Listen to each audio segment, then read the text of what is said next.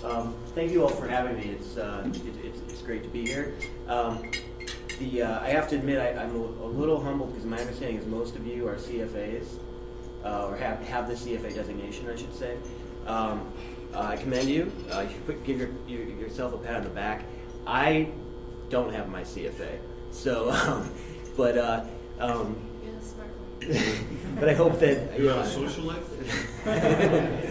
Yeah, there is a trade-off there. But I'm happy to be here and talk to you. Before I get going, you heard my introduction, and it sounds like most of you in the money management industry. I met one sell-side research person. Is there any other industries or any other businesses that I haven't just mentioned? I work for a power company. Power company? Okay, very good. Anything else? I want to make sure I understand where you guys are coming from. All right, well, good. Well, thank you for coming too, and I hope to talk to you about infrastructure. So what I'm going to, for the next 20 to 25 minutes, you're not going to hear me say Facebook, Apple, Netflix, or Google. My group of companies aren't talked about on CNBC every day, but I think that they provide the essential services and a great investment and a core part of a well-diversified portfolio. So I'm going to talk to you about infrastructure, how we define infrastructure, hopefully tell you how it acts and how we think you should use infrastructure. I'm going to give my economic view of what's happening today, and then why is an infrastructure guy talking about economic views? It helps with our sector positioning, but I'll try to explain that. Then finally give you a couple of stock stories, kind of neater, more fun things to talk about, and also then open to your questions. If I'm not being clear, feel free to raise your hand or just shout out during my presentation. I'd love to make this a dialogue if you have questions. So, what is infrastructure? It's kind of blurry up on the screen, but hopefully what I'm able to tell you is kind of a summary. And I'd say take a step back with me to 2007 and to 2008 when we decided to launch this product. I actually came from a real estate background, so managed real estate equities as an analyst for 8 years, and when we thought about infrastructure, it reminded us a lot of where the real estate industry was in the mid-90s. And the real estate industry in the mid-90s had private equity, institutions, endowments, pension funds investing directly in real estate. But the liquid option, the security, the REIT industry that we know today was in its infancy. You really couldn't make that liquid allocation to real estate. So 2007, 2008, we're looking at infrastructure and saying, wow, there's a lot of pension funds, endowments, the Harvards, the Yales, the really smart equity out there is investing in infrastructure. But there wasn't a liquid option, especially here in the U.S. It was a little bit talked about in Australia, but the U.S. had no strategies for infrastructure. So what we wanted to do is to create an asset class and invest in the types of companies that the private equity, the endowments, the Harvards, the Yales, pension funds were investing in. So we're investing in companies that own toll roads, airports, seaports, utility companies, pipelines, communications inclusive of cell phone towers, and satellite companies. When you think of infrastructure, or when I think of infrastructure, those are the groups of companies that I'm talking about. So a logical question might be, well, what's up? That's a pretty broad group of companies. Why? What brings these all together? And there's a few key reasons why we call this a sector and asset class. First, they're providing essential services. So utilities, you're using on a daily basis. Cell phone tower companies are propagating signals. Toll roads, airports, seaports, and even pipeline companies that are providing the energy infrastructure that we use also to help run our economy. So they're providing essential services. The other thing that these companies tend to be are natural monopolies. So, and that's key for two reasons. First, there tends to be inelastic demand for these products, and secondly, it's what makes infrastructure so defensive. So monopolies, if you let them go unregulated or without contracts, can charge monopolistic level of pricing. And that is obviously very cumbersome on society. So what we have instead is regulation and contracts which govern the ability to price the services of infrastructure. So your typical equity has pricing power. So your typical equity in good times, they charge more price. They charge higher prices. In bad times, the price falls. And that creates a level of volatility in broader equities. We don't have that in infrastructure as much because they have the regulation or contract structures that govern what they're allowed to charge. So what they tend to have instead are inflation-linked pricing. So the regulator says you can't charge whatever you want, but what we allow you to do is keep your real return. So therefore, as inflation moves up, you're allowed to pass that through in price, which ultimately gives these companies a very stable, predictable, and inflation-hedged cash flow stream, which we think works very well for part of an allocation within a diversified portfolio. So when we think of infrastructure, we think of the assets that are essential services that provide an inflation hedge and have a predictable, stable cash flow stream within a broader diversified portfolio. Is this an active managed, so like MLPs and that, will they be included or excluded based on the manager selection or the sensitive? Yeah, we do have a benchmark, and MLPs are names that and all the names we actively manage around. So our turnover is rather high for you think a defensive equity. Our turnover is over 100% per year, and that's based upon our macro view and where we think sector allocation makes sense. So Your turnover, is that high within this sector? within the sector. So now one thing to be clear, we're not moving out of names 100%.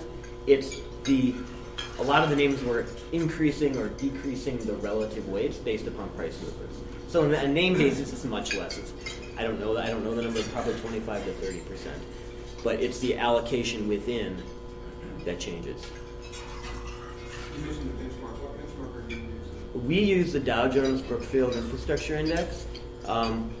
You might see on some fact sheets and on Morningstar currently, they're using the MSCI World Index. So are these pretty much capital-intensive businesses that have a fair amount of debt? Yes. Yep. Capital intensive, and they do carry debt. And later we can talk about how we actually underwrite these things, and I think that it could provide, especially for this audience, an interesting discussion on how you actually underwrite these companies. But basically you're saying they're hedged for inflation, but probably not deflation. That is, yes, there are a few companies that have floors, but in a deflationary environment, you could be able to capture, in some cases, if it's negative, you get a negative increase for certain companies. One point I will make is it's also more steady, predictable deflation versus for broader equities, if you're in deflation and you lack pricing power, I think that would be more impactful to those companies rather than to an infrastructure entity. It's a defensive equity. Could you just compare it to utilities? So utilities have a contract that lasts for 3 years and then gets repriced. And then sometimes the contracts match their debt with the contract so that there's an offsetting environment. Does this have a similar project length as a certain debt matching the project, or? Certain companies do, and others don't. I actually don't like the very short term when you match that closely, because what you've done is you've taken a long duration asset and made it very short. If you're matching your debt with short term contracts, you are.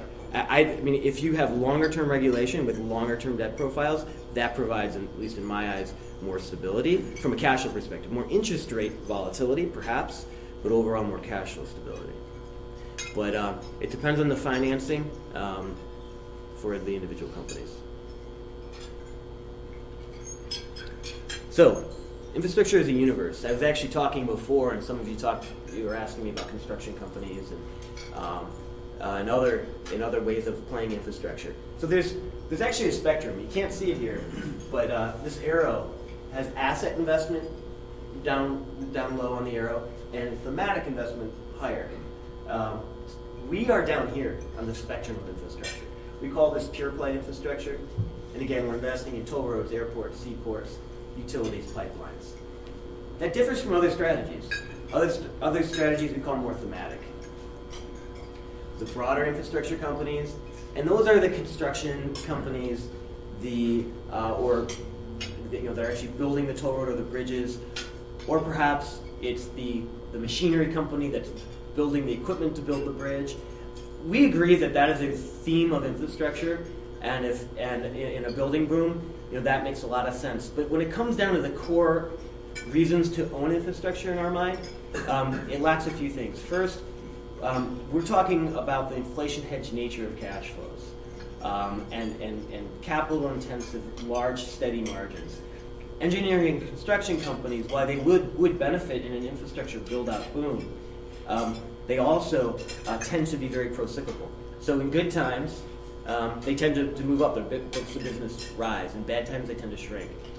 Their margins are 5 to 10%, so 1% move in margin can move, or 1% miss on revenues or expenses can move cash flows 10 to 20%. So it's the underlying nature of the cash flows, which I think differentiates infrastructure from the pure play approach to the broader theme of infrastructure. Our overlap with the MSCI World and the S&P 500 is in the 1 to 2% range. So if you're talking broader equities, it's a pretty limited.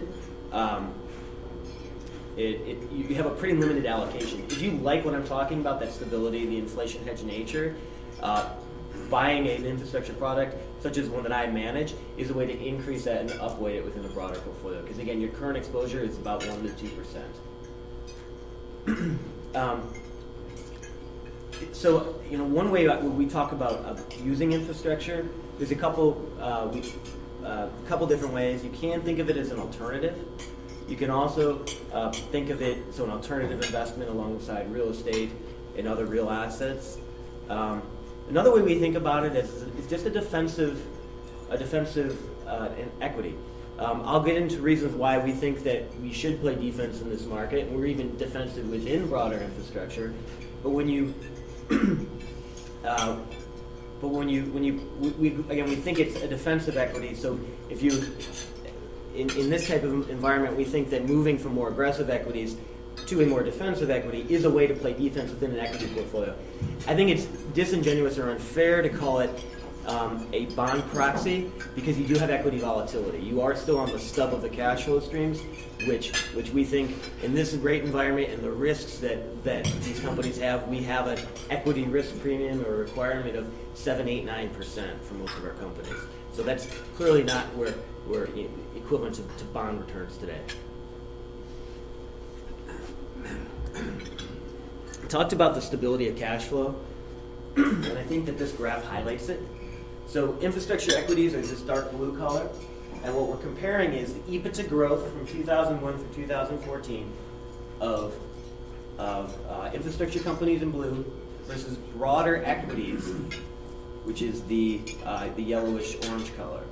So I want to point out that in 2002 and even 2009, infrastructure still had positive EBITDA growth relative to broader equities, which in both those instances had negative returns. So when we talk about the stability, I think this does a good job of representing and showcasing the stability of the cash flow that I was speaking to previously. Inflation hedge cash flows. This pie chart demonstrates that. So 80% of our companies have either implicit or explicit inflation hedging within their contracts or regulations. So implicit or explicit, what does that mean exactly? Explicit is very, very obvious. It's within the contract or regulation that you're able to charge whatever inflation was the prior year, you're able to pass that through. So that's explicit. Implicit is a good way of describing it is what happens with a regulated utility company. So over time, if inflation moves up, your returns are allowed to increase. And over time, if it falls, you tend to see the returns fall. Regulated utilities are a really good example, as I indicated. Does anyone know how a regulated utility creates, how they earn profits? before I did this, I had no idea how regulated utilities made money. It was fascinating to me how simple it was. They have a lot of return on equity. Exactly. So you have $1 billion of equity that you put into a project. The regulator allows you to earn, let's say, 10%.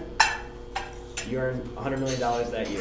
If you put in another $200 million of equity within the asset, the next year you're earning $120 million. You earn that if a GDP is growing at 10% or a GDP is growing at negative 10%. So that's the underlying stability of a regulated utility company. And I said implicit inflation because if interest rates move from 10 to let's say 20%, well then you're able to pass that through. It's not immediate, it can be over time. The other thing is on the downside, it seems that they tend to have rather a bit of a floor on allowed returns. The most important thing that the regulator wants is to have stable regulation and good utilities. Even politicians want that because if you have strong utilities, or rather if you have a weak utility, that's a good way of losing your job if you're an elected official. So strong utilities make a lot of sense. There tends to be, it seems like there's usually a spread for the way we measure cost of capital versus what those companies are allowed to earn. So we think that spread exists today, which is creating economic value. So that's 80%. 12% are fixed bumps. Cell phone tower companies, it's kind of like real estate today as well. Fixed bump contracts, so let's say 2 to 3% able to increase per year, but it's not tied to inflation. It's an inflation proxy. And then the remaining 10% either has no pass-through or has more market-based pricing. So global infrastructure performance. I talked about the stability. I mean, it almost sounds like a bond. Last year we didn't have bond-like returns. So I'm comparing, I have all the different infrastructure asset classes. It's kind of hard to read, but I have airports, communications, pipelines, ports, toll roads, power, T&D, and water. Those are both utilities. And comparing the returns on a local currency basis, so currency is not affecting these. All but two were positive or up last year. We saw negative performance in the pipeline sector, down 30%, and that's approximately 40% of the weights of the index. And then ports, also negative. Ports is very small. So the beta that was negative last year on our fund was due to the negative performance of the pipelines. I can get in a little bit on our relative performance and what we did for 2015, but maybe if you're interested, I'll leave that for questions if you want to know a little bit how did we fare and what did we do in 2015. But so general stability, but the pipeline sector was hit due to the fall in commodity prices.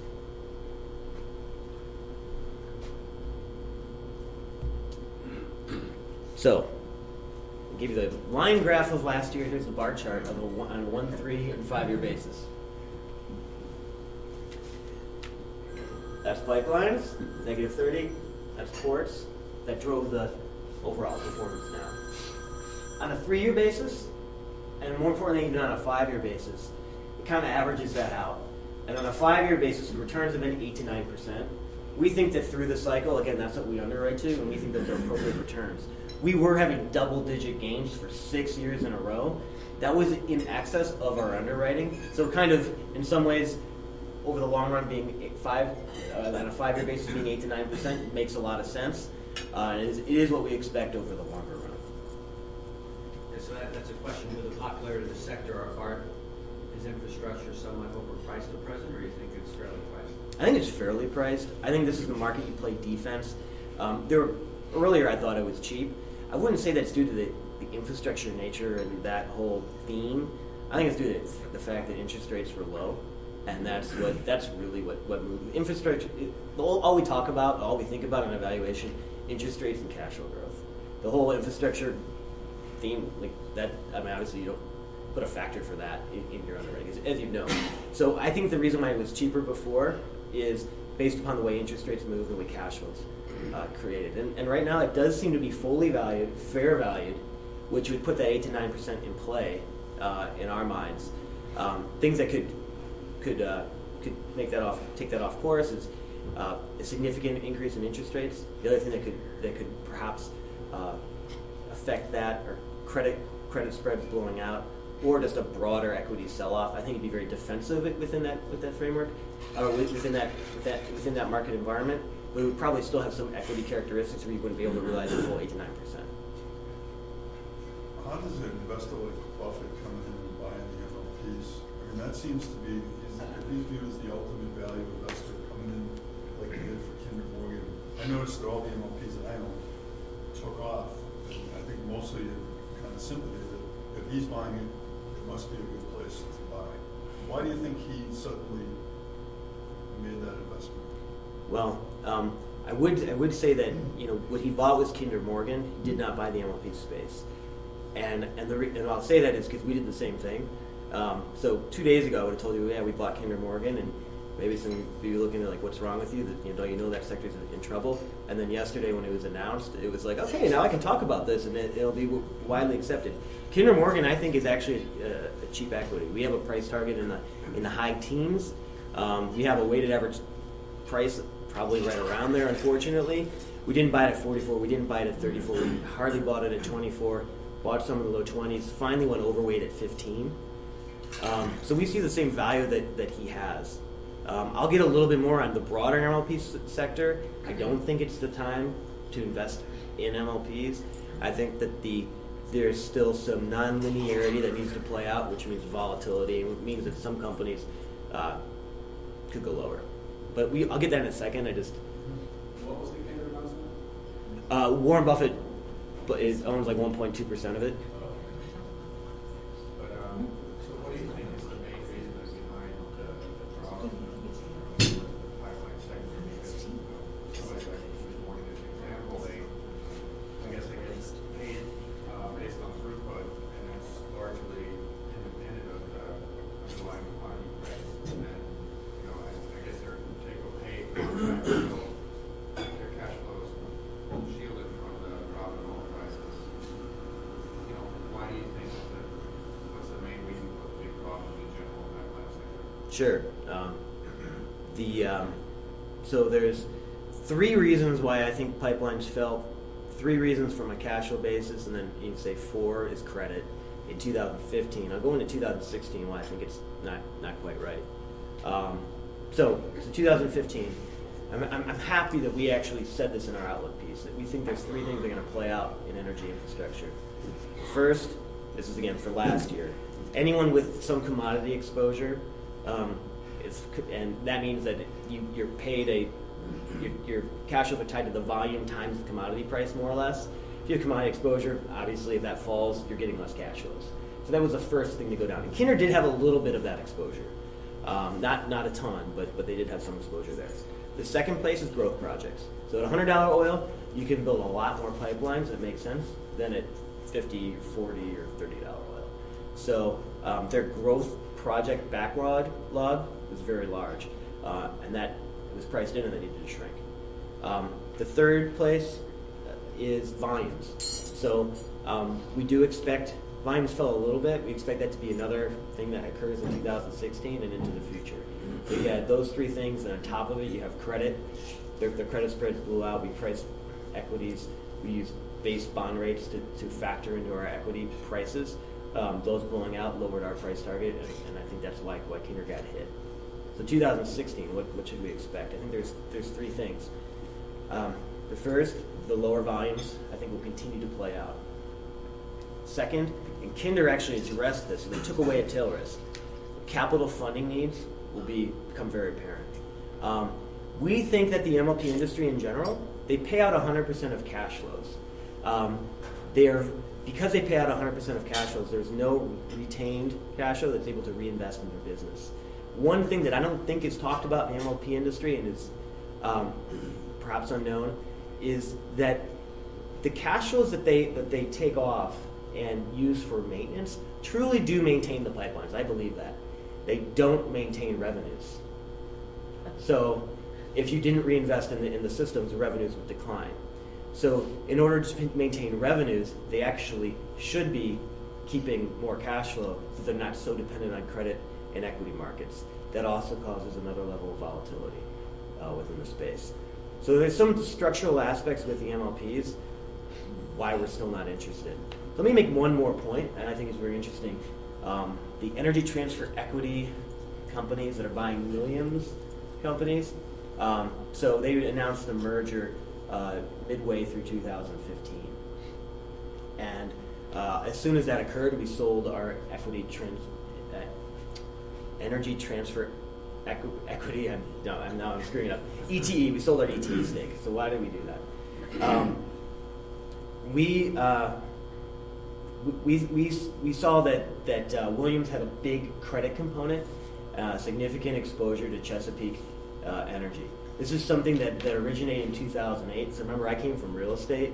I sit in my first MLP meeting. They're talking about the Chesapeake Midstream, which was their MLP. We're talking about the minimum volume guarantee. They didn't have any exposure to cash flows. That risk was all borne by Chesapeake Energy, and that was great because this midstream company would have very stable, predictable cash flows in the future. Because I was in real estate, I was like, well, they're bearing the risk, and that's a bad credit on the other end. Sure enough, ACMP bought Chesapeake Midstream. Williams bought ACMP, and finally, who bore the risk is when ETE bought Williams, and because they have $600 million of EBITDA that could fall away should contracts be restructured within a bankruptcy at Chesapeake. That makes sense. I know I said it kind of fast, and I might have lost a few people.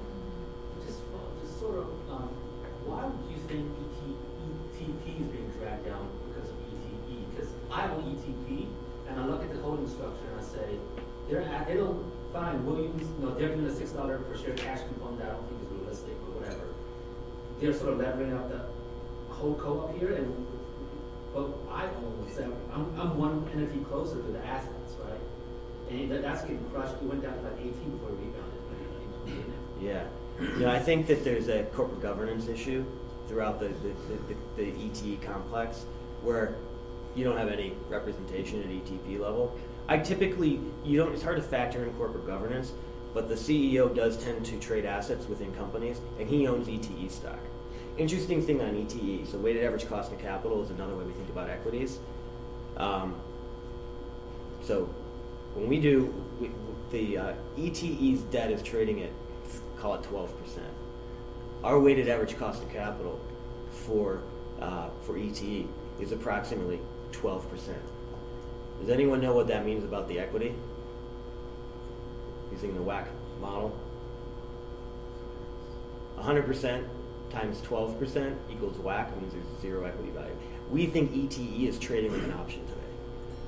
And given the negative background that we think is currently underlying energy infrastructure, we're not going to touch that. Since you brought up corporate governance, is that something, how do you analyze that, or do you weight that in your decision-making process? Not just for this specific instance we're talking about, but in general.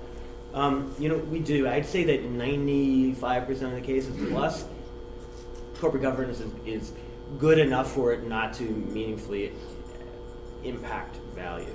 There are a few cases where I think the MLP industry has a little bit too much of the inability to have the proper corporate governance, and then some companies within China as well don't have proper corporate governance. That's the main places it lies.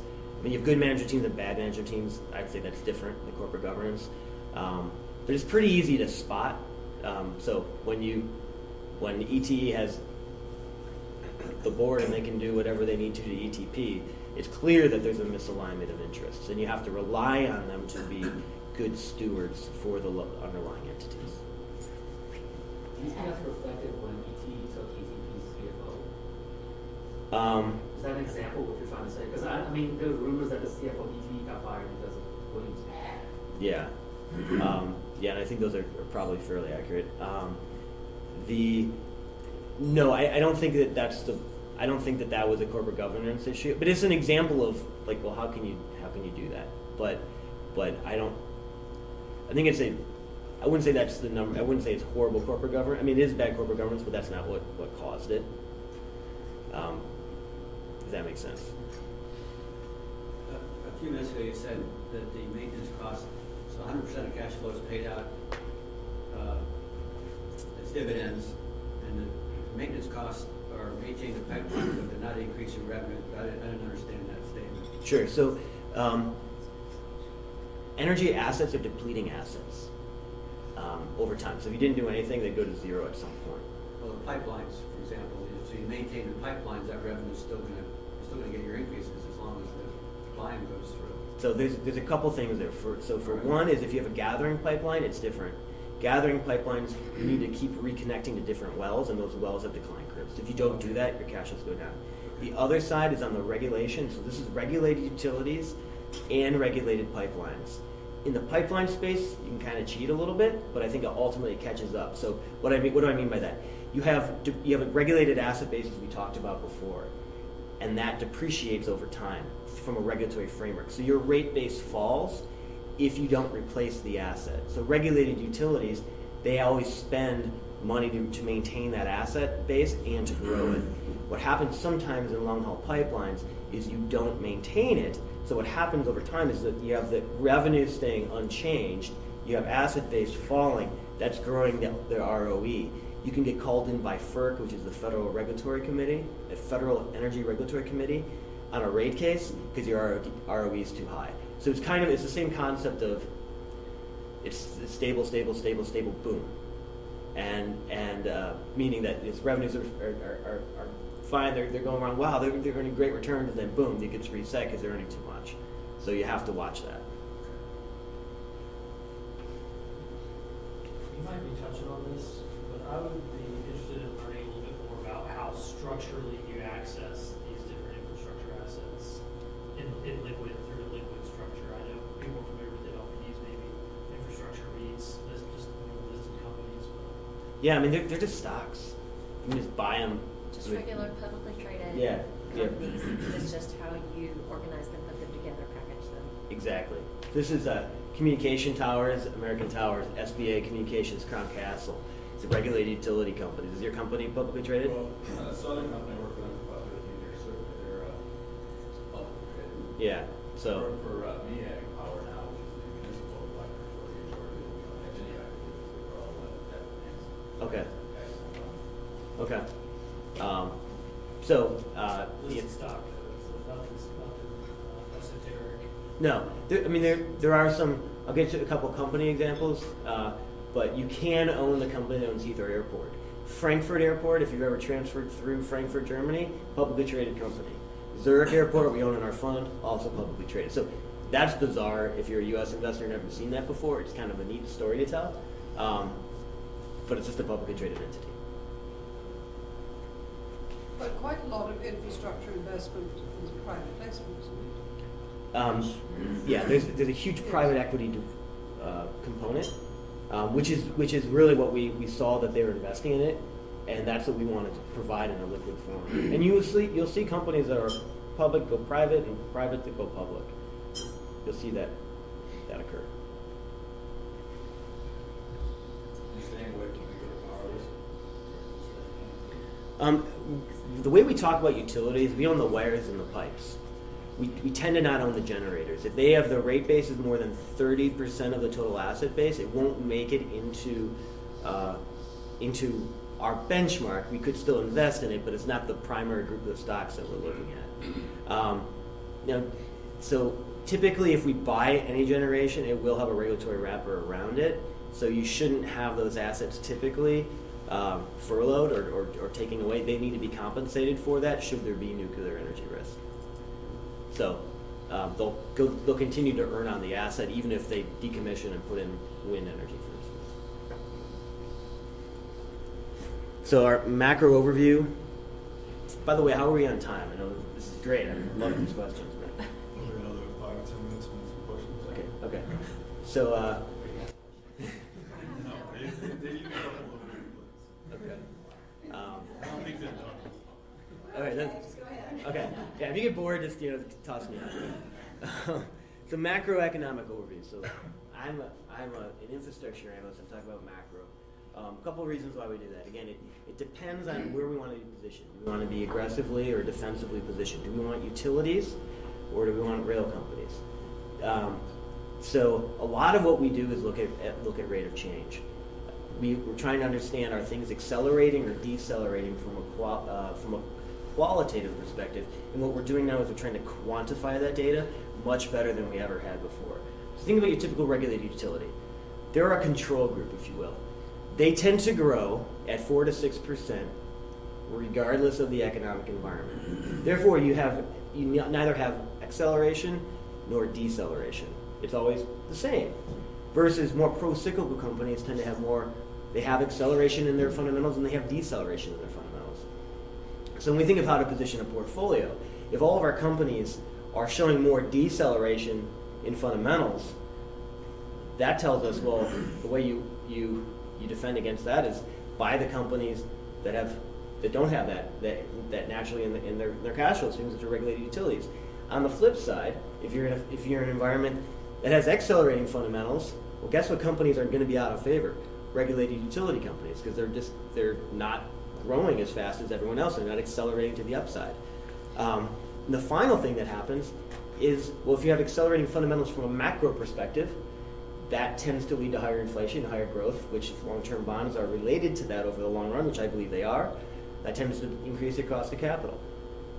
On the flip side, if you have decelerating fundamentals, that tends to, people are bid into bonds, treasuries. It tends to lower cost of capital. As long as you don't have credit spreads moving out too much, that tends to create, in our framework, value for regulated utilities.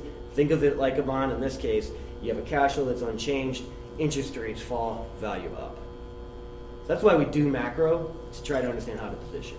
So when you talk about fundamentals, are you essentially talking about relative earnings per share growth, or are you looking at other measures of fundamentals? We make two simplifying assumptions, which are too simple. Those are that everyone these are all capital intensive assets, so you can take that and throw it away as long as credit spreads aren't moving. We look at credit spreads to make sure they're not moving. But if everyone's capital intensive, we don't need to worry about that because that cancels out in the equation. The other thing we assume are stable margins. That could be a very bad assumption, but for simplistic terms, we think of stable margins. So therefore, we're only focused on revenues. So how does a toll road make money? It's how many cars go through the gantry. What is inflation?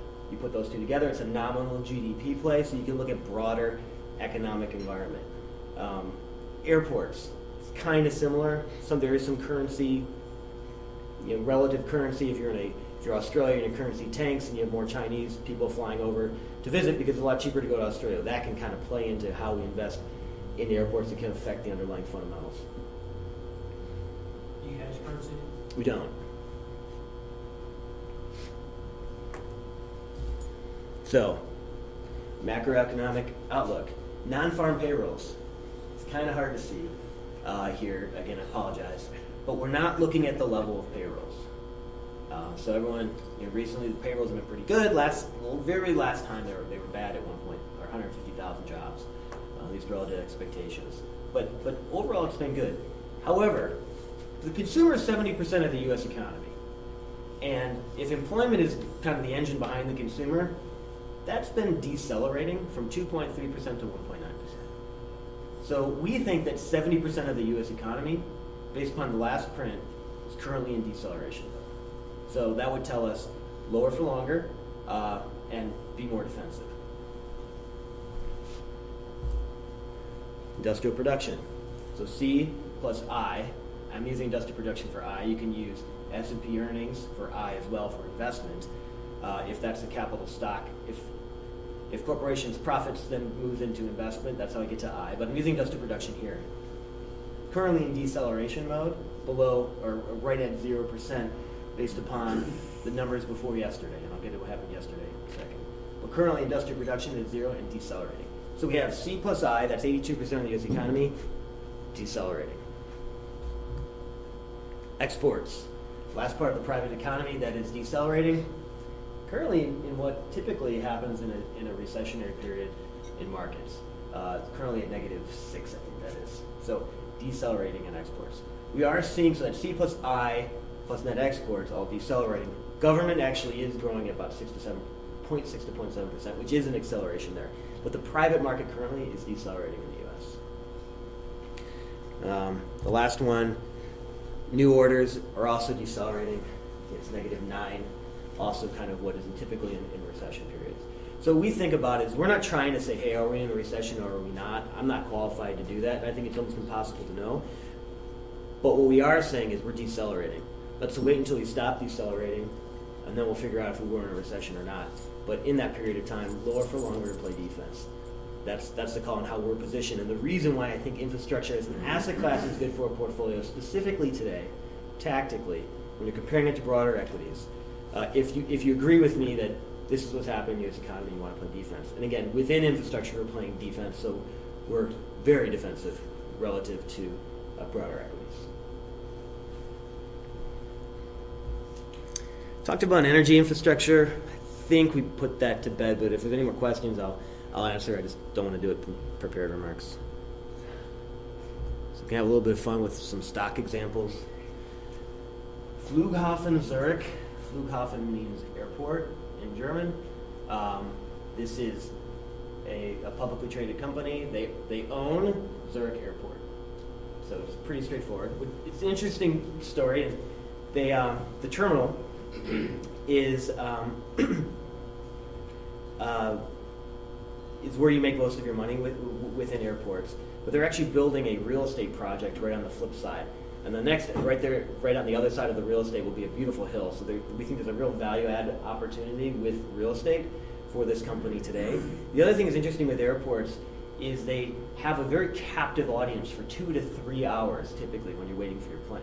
So if you remember back in the day when you used to go through airports, the duty-free store would always be off to the side. And you could choose to go to the duty-free store. I don't know if you've noticed recently, but now you have to go through the duty-free store. And that's because they realized what a money-making opportunity it was, because you have this captive audience. You've got, if you're traveling for business, you miss your wife, your kids, or you miss your husband, you know, you might go there and buy a gift. So it's a great selling opportunity. The other thing you might notice is sometimes they don't tell you where your gate is. It's not because they haven't figured it out yet. They know where your gate is going to be.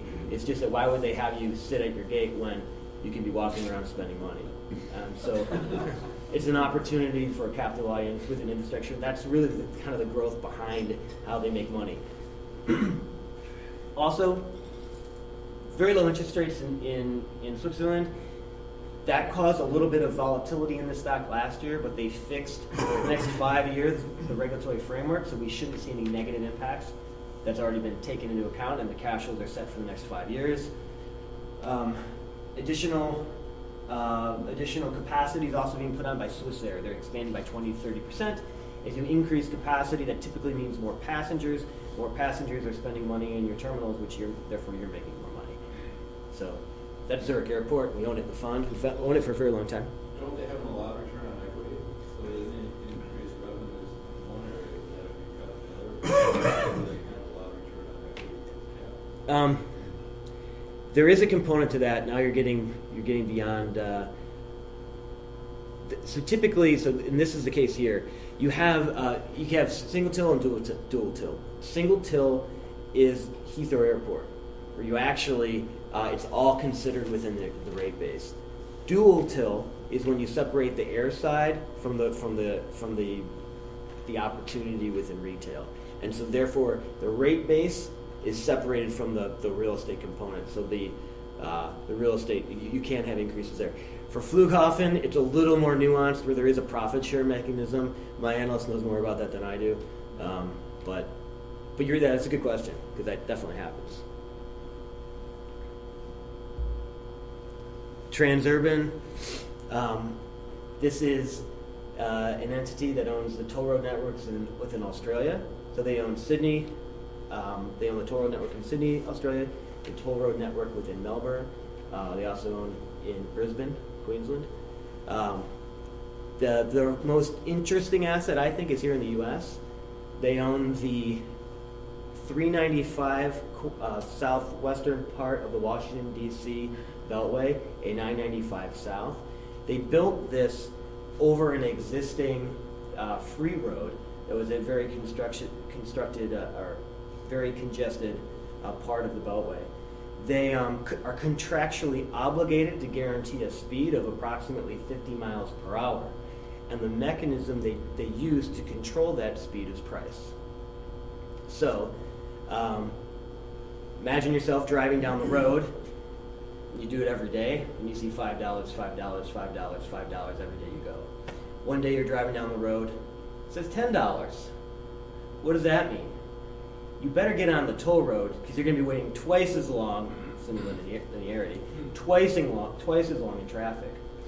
So what ends up happening in some cases, depending on your utility curve, and I think I can tell you guys that because you have your CXA designation, in certain times, a higher price is actually driving demand to be on the road. And I want to ask you guys, what is the name of a good that when price increases, demand increases? No. What is the name of a good when price increases, demand also increases? Luxury. It's a luxury good. Another term is a Giffen good. Giffen good. I just remember that in college. I'm like, when price goes up, why would you actually demand more? This is the one time where I can understand my own utility curve, which would say, Frank, you need to make it to your son's baseball game, although he's only 10 months old, so that's not true. But in a couple of years, you need to make it to your son's baseball game. You need to be there in 20 minutes. They're selling a guaranteed time of arrival is ultimately what they're selling. And they're contractually obligated to do so. Suffice it to say, this is a very complicated algorithm. The company hasn't even refined it, and it's very hard, if not impossible, to model. So when we put it into our balance sheet, our valuations originally, we were just putting in at book value because we didn't know if they're going to be creating or detracting value. What it seems like today, though, is the growth they're seeing in EBITDA is well above our projections, and it will be a very positive equity investment for the firm. Is that Dulles Toll Road or is it something else? It's not. But Dulles is a toll road that's owned by a publicly traded entity that we have owned in the past. It was actually a very questionable level of equity left, given the level of financing they put on it. I think ultimately now there is a little bit of value, but that's not dynamic tolling. I think that's more of a straight toll. They're doing that here, right? I think so, like They I-85? guarantee 45. Yeah. So that's 5 minutes. That's where we are today. I mean, I kind of want to close my prepared remarks here. We think that we're in a defensive equity standpoint. Again, we think that the stability, predictability of cash flows within infrastructure also provide that defense. So if you're defensive within a defensive asset class relative to broader equities, if you agree, is a great way to position a portfolio to help be a ballast in times of volatility and could be a difficult times for markets going forward. So thank you very much for your time, and yeah, let's keep going. What would you say are the biggest risks to your outlook? Like, I'd be wondering about the global aging demographic in terms of how that might hit airports, and even in energy, I would say also disruptive technologies for energy consumption. So those two things would spring to my mind. But Yes, I agree. Disruptive technologies is a risk for this sector, I think for many sectors.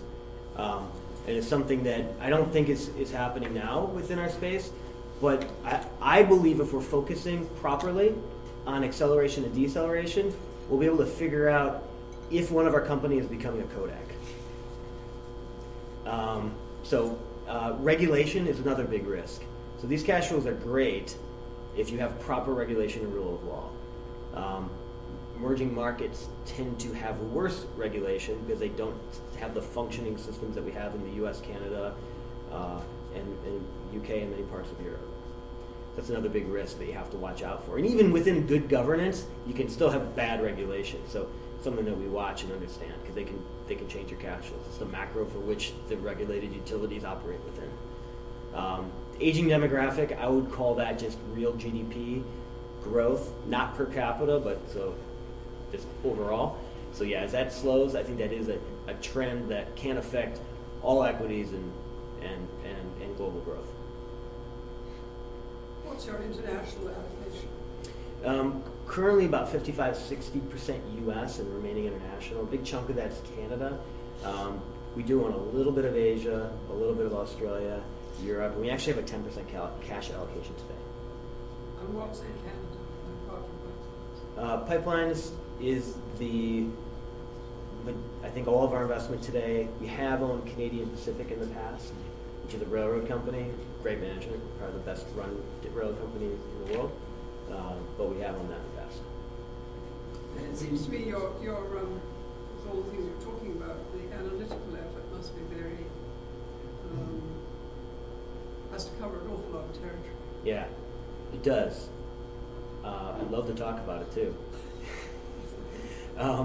I'll be real quick on that because I saw another couple other questions. I only have 5 minutes, but we try to make sure we do the same thing for all of our companies, regardless of region. We use regional bond rates within the regions that the assets are held.